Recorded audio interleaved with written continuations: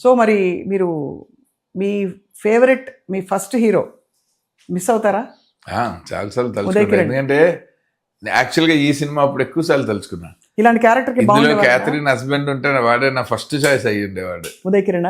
ఎందుకంటే అప్పుడు ఆ క్యారెక్టర్ డిజైన్ అన్ని ఇంకొకలా ఉండే.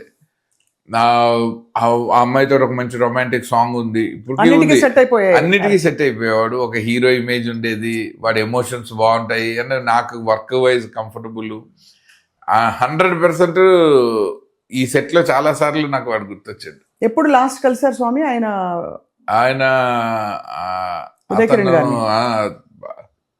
ఒక 6 days బిఫోర్ ఈ పాస్ట్ అవే కలిసారు. అప్పుడు కూడా మీకు అసలు అంచనా కూడా రాలేదు ఎవరికి. ఎంత హుషారుగా Attarintiki Daredi cinema super hit అయిందని ఆనందంలో మాట్లాడాడు. లాస్ట్ కాన్వర్సేషన్ మా ఇద్దరిది అది.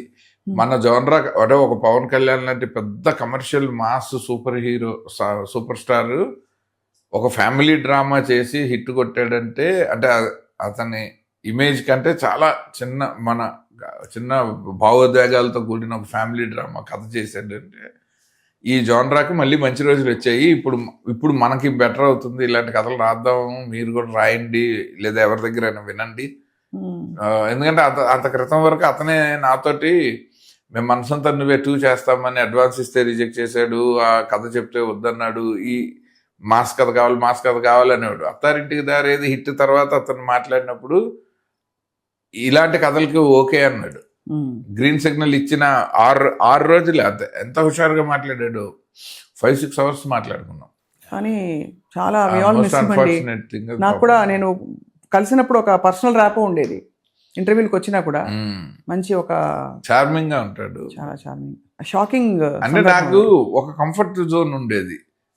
టక్కన ఏదైనా అనుకుంటే సినిమా మొదలు పెట్టేయగలిగిన హీరో ఉండేవాడు ఉదయ్ కిరణ్. అయితే నేను కొంచెం నా మీద ఇన్వెస్టర్లు, నాకు కొంచెం వరల్డ్ వైడ్ కాంటాక్ట్స్. ఇప్పుడు పీపుల్ మీడియా ఫ్యాక్టరీ లాంటి ఒక సంస్థ మన స్నేహితుడు ఆయన మొదలుపెట్టి అది సక్సెస్ఫుల్గా ఉన్నప్పుడు నా చేతిలో ఉదయ్ కిరణ్ లాంటి హీరో ఉంటే నేను టక్కన ఒక ప్రాజెక్ట్ సెట్ చేసి ఈజీగా ఉండేది స్వామి. కానీ ఇప్పుడు వెళ్ళి అంటే మనకు అంత ర్యాపో లేని హీరోల డేట్లు మనం అంత ఈజీగా తెచ్చుకోలేము. కరెక్టే. కానీ స్వామి ఇప్పుడు మీకేమర్థమైంది, అంత హుషారుగా మాట్లాడిన వ్యక్తి అంతటి పరిస్థితి ఏమొచ్చి ఉంటుంది? లేదు, అది టెండెన్సీ అండి, దానికి పరిస్థితులు ఏమో అవసరం లేదు, అది న్యాచురల్ టెండెన్సీ. అది దానికి spur of the moment decision. అది it is a wrong decision made in అంటే ఇన్స్టెంట్ డెసిషన్. అది దానికి పెద్ద స్కీము తవ్వుకుంటూ వెళ్ళే బాధలు ఏమి ఉండవు, ఎందుకంటే అవన్నీ బాగానే పాస్ అయిపోయాడు. అప్పుడంతా ఏం చేయలేదు, తర్వాత మంచిగా సినిమాలు చేశాడు, పెళ్ళి అయింది. హ్యాపీ మూమెంట్స్ వచ్చాక చేస్తాడు అన్నది ఎక్స్పెక్ట్ చేయం కదా.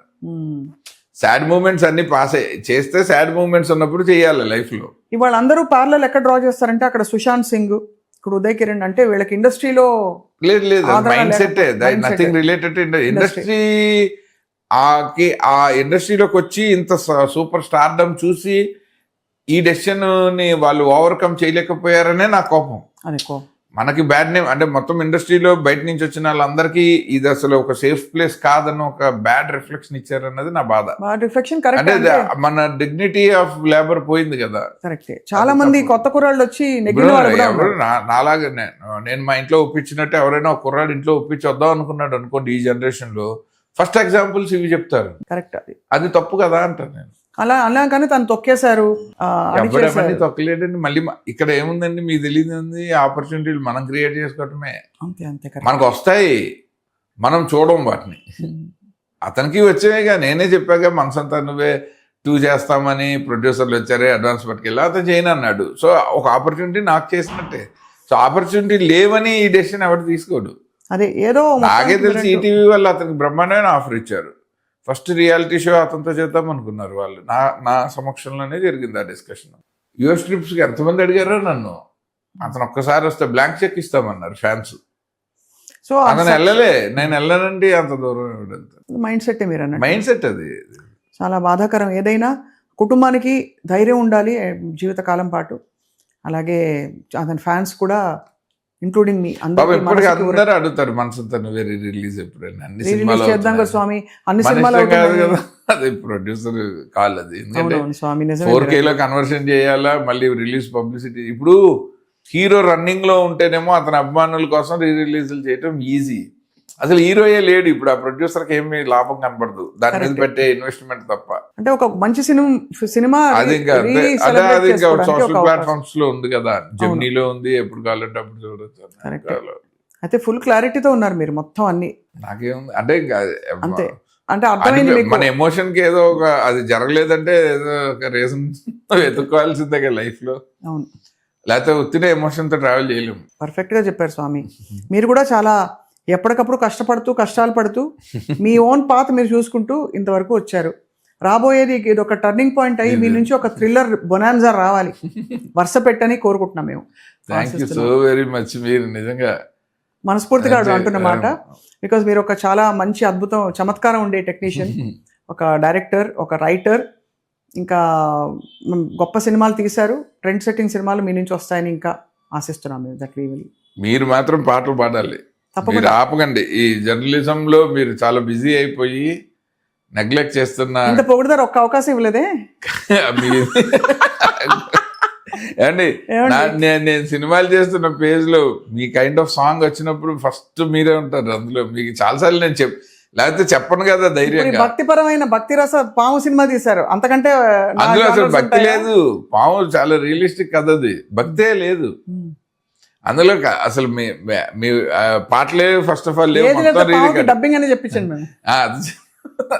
పాము ఇన్నర్ వాయిస్ పెట్టి అది బాగుంది. లేదు, మీ పాట డెఫినెట్ గా నేను పిక్చరైజ్ చేస్తాను. నాకు ఎప్పటి నుంచో కోరిక. మీరు చాలా బాగా, నేను చాలా సార్లు మీతో ఫేస్బుక్ లో కూడా పెట్టాను. మీది మాయామోహం ఒకటిను, ఇంకోటి ఉంది అదేంటి భావయామి.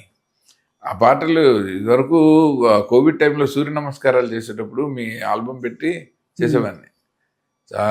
చాలా చాలా సూతింగ్గాను ఉంటుంది, చాలా రైట్ ఎనర్జీ వస్తుంది. బాగా పాడతారు మీరు. You are blessed classical singer. మీరు దాన్ని పర్సూ చేయండి, అలా వదిలేయకండి. దాని ఆపర్చునిటీ ఎప్పుడప్పుడు వచ్చేస్తుంది, దానికి కావాల్సిన రికగ్నిషన్ ఎప్పుడో వచ్చేస్తుంది. తప్పకుండా స్వామి, మేము మా మాట మేము మన్నిస్తాం, తప్పకుండా పాటిస్తాం.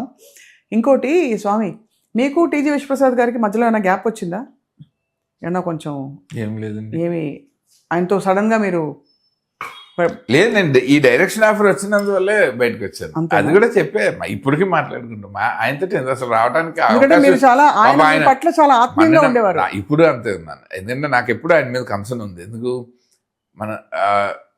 ఆయనకి సినిమాల్లోకి రావాలని ఉన్నా ఆయన కొన్ని వందల మంది తోటి ట్రావెల్ చేయొచ్చు. ఆయన ఎక్కడో నన్ను నమ్మి నాతో ట్రావెల్ చేయాల్సిన స్థితి ఆయనకు కూడా లేదు కదా. అండ్ అలాగే నేను కూడా ఆయనకి వ్యతిరేకమైన డెసిషన్లు కానీ వ్యతిరేకమైన పనులు కానీ నేను చేయలేదు. సో నేను ఎథికల్గా కరెక్ట్గా ఉన్నాను, ఆయన ఎమోషనల్గా కరెక్ట్గా ఉన్నాడు. ఇద్దరం మంచి ట్రావెల్ మాది. నాకు ఎప్పుడైనా కార్పొరేట్ సిస్టమ్ మీద కొన్ని సినిమా వాళ్ళకి కార్పొరేట్ సిస్టమ్కి మధ్యలో గ్యాప్స్ వస్తాయి. అది ఆయన మీద కాదు, అది ఆ విధానం ఉంటుంది. పని జరిగే విధానంలో కింద లేయర్స్లో పనిచేసే వాళ్ళు ఉంటారు కదా, నాకు వాళ్ళ మీద కోపం. అదే వాళ్ళు సరిగ్గా పని చేయకపోతే ఆయనకు కూడా నష్టమే కదా అన్నది నాకు కన్సర్న్. అంతే తప్ప ఆయనతో అసలే. ఎందుకంటే నేను ఉండడానికి కూడా ఒక పాప, ఆయన చాలా మర్యాదస్తుడు, మంచి బిజినెస్ మ్యాన్, లైఫ్లో కష్టపడి పైకి వచ్చాడు. నాకు ఆయన జర్నీ మొత్తం తెలుసు. నేను ఆయన్ని ద్వేషించడానికి కానీ విమర్శించడానికి కానీ నాకు రీజన్ లేదు. ఫస్ట్ ఉంటే నేను వినగాను, కానీ లేదు, అసలు రీజనే లేదు. పైగా నేను హ్యాపీగా వాళ్ళ ఇంట్లో, మీరే చూసారు కదా వాళ్ళ ఇంట్లో ఎంత బాగా చూసుకున్నారు. మీరు వచ్చారు కదా థియేటర్లో, చూసాను. ఎంత క్లోజ్ గా ఫ్యామిలీ మెంబర్ లాగా ఉండే. అదే ఇంకా గొడవ. స్వామి శరణం. అందరూ సర్వేజన సుఖినో భవంతు.